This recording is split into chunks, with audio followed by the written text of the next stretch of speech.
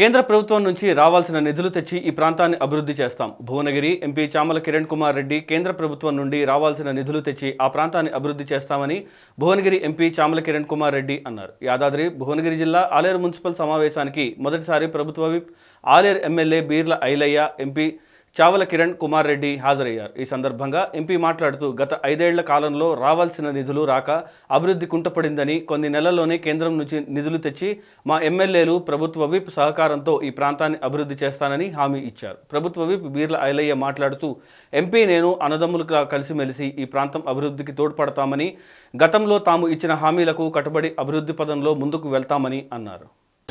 ఈరోజు ఆలేరు మున్సిపాలిటీలో సర్వసభ్య సమావేశం ఏర్పాటు చేయడం, దానికి ముఖ్య అతిథిగా